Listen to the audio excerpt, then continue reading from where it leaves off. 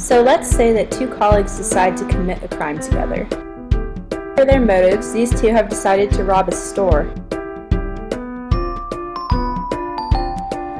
Unfortunately, their plan goes poorly, and the town's law enforcement places them both under arrest.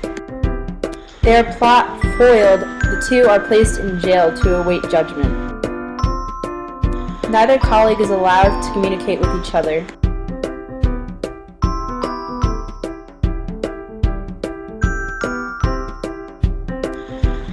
Each colleague will be offered two choices by law enforcement: to either cooperate or remain silent, or to defect and give up their partner.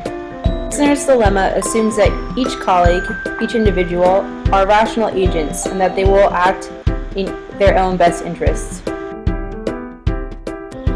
Player A is given the opportunity to give up his companion, thus earning his freedom. His companion will receive 3 years in jail. Player B is given the same option. If both players cooperate and remain silent, they will each receive only 1 year in prison. If, on the other hand, both players decide to defect and give up each other, they will each receive 2 years in prison. Ideally, each player will cooperate, remain silent, and will get 1 year in prison. However, because there is an option for them to receive 0 years in prison, and because they are rational agents thinking only for themselves, they will make this choice. Both will defect, and both will consequentially have 2 years in prison. That the prisoner's dilemma only works assuming that there is no communication between the players. It also makes the assumption that the game is only played once, so that there is no ability to build a relationship of trust or mistrust between the players.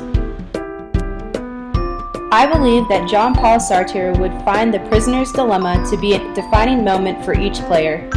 In Existentialism is a Humanism, Sartre maintains that existence precedes essence.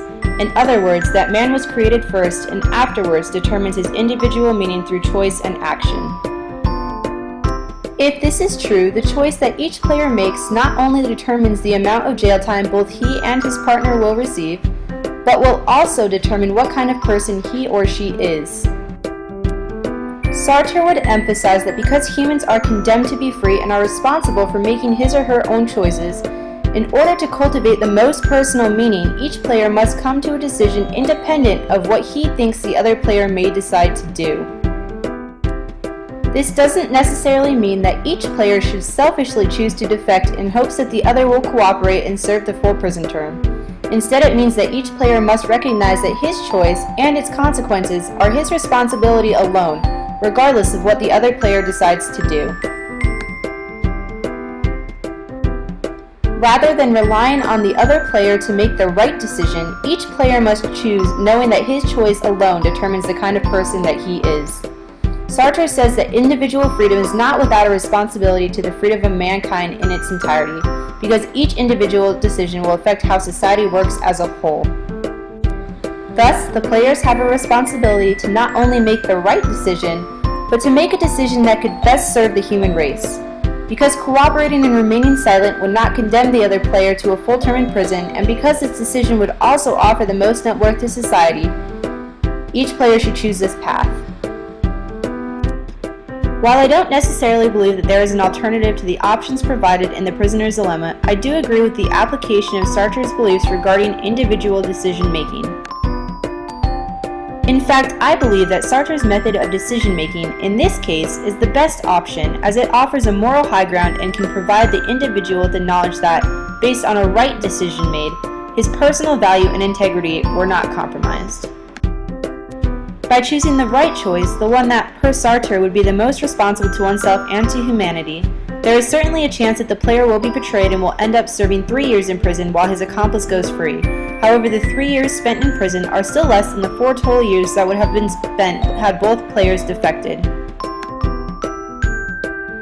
While this option is not necessarily an individual win in any sense other than moral, society still benefits from having 1 more useful year of an individual.